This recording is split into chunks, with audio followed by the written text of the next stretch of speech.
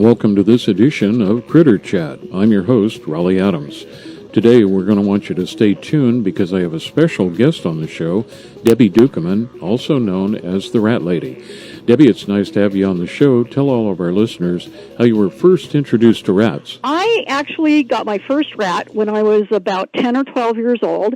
And the very strangest thing is that rat came from a laboratory where I ended up working and becoming the Rat Lady many years later.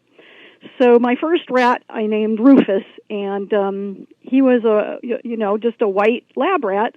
And then it wasn't until I took a job at the university here in Chico, the California State University, that I took the job taking care of the rats in the psychology department. The same lab that my first rat came from. So I knew from way back when, that rats made wonderful pets. So I'd always wanted to work with animals somehow in my life, and I did end up working for some veterinarians over the years.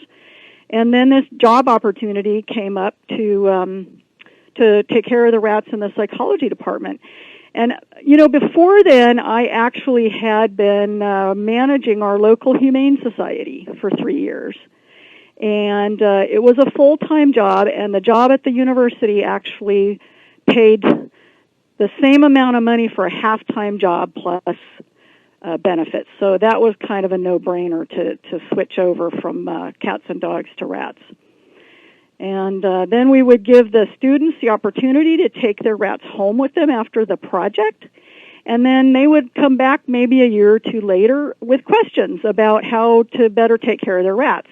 One thing that is very common in female rats is mammary tumors as they get older.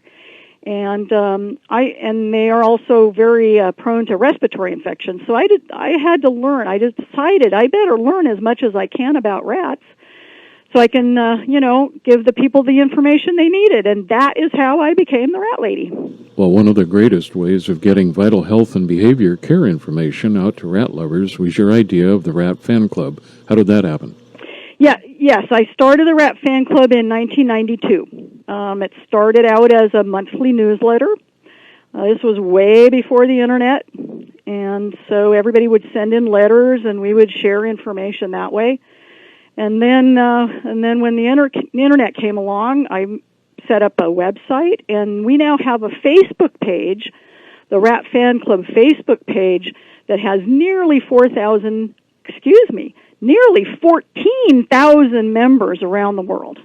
It's wonderful that we can talk rats with people all around the world.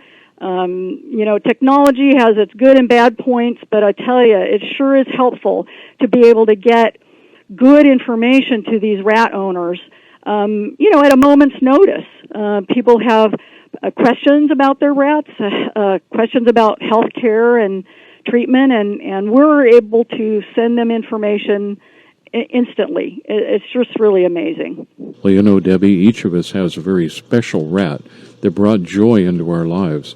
And with you, that rat's name was Skin. Yes, my most favorite rat was a hairless rat named Skin, funnily enough. I did not name him. He came with that name. He was a rescue boy, and I could not imagine why these people wanted to give him up because he was so wonderful. He was so affectionate and friendly and just wanted to be with me all the time. And of course, I know a lot of people think the hairless rats are really weird looking, but I've always had this attraction to hairless animals. And I think one of the reasons is because you can actually see expressions on their face, because as they raise or lower an eyebrow, you can see that, whereas it's harder to see that when their face is covered by fur.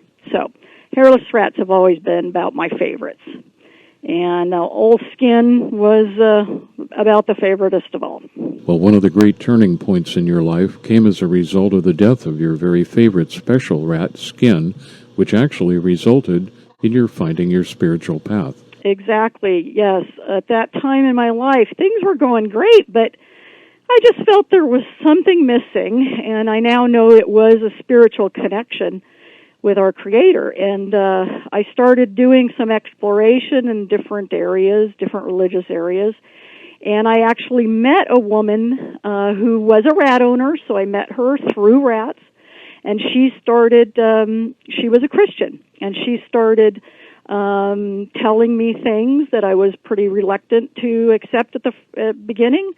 I actually was raised Catholic, and I didn't have a really good opinion of that religion, and so I really wasn't looking in that direction. But my friend Barbara pointed me to some different books and things, and then especially when Skin died from a horrible infection that the vet could not cure, and I was heartbroken. And that led me to books about life after death, and ultimately led me to the Bible and to an acceptance of Jesus. Well, Debbie, finding your spiritual connection also changed your views about the question, do our rats go to heaven? I think it's very clear in the Bible. It says that animals and people go to the same place, and that nothing that God does will be undone. And so I believe that these animals that die don't just poof out of existence. I believe that they will be there in heaven with us. Well, Debbie, since the beginnings of the Rat Fan Club and the Rat Report, you've gotten a ton of questions. What seems to stand out as the most frequently asked question from rat parents? One of the most common questions that I get from people is, how do I make my rat like me? Unfortunately, this is an unfortunate question because it means that they've probably gotten their rat from a pet shop, and the rat has not been properly socialized, and therefore the rat doesn't trust people. Most people don't realize that even puppies and kittens, they must be socialized to humans so that they will bond with us and see us as part of their family group. If that doesn't happen, then you get what you see in feral kittens.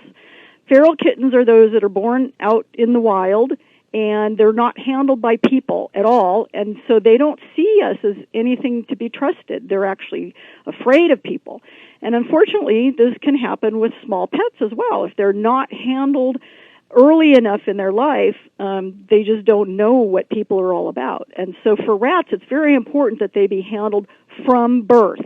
That's the only way that they learn to trust us absolutely, and it makes a big difference. But even the ones that aren't handled from birth, they can still be socialized. They just need extra time and patience.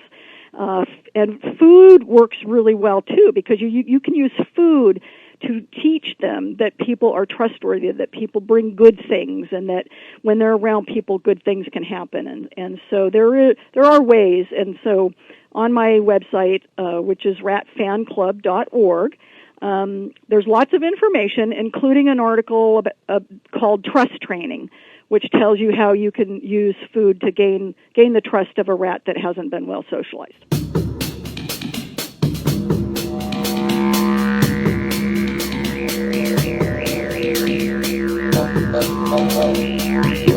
My guest today on Critter Chat has been Debbie Ducommon, also known as the Rat Lady.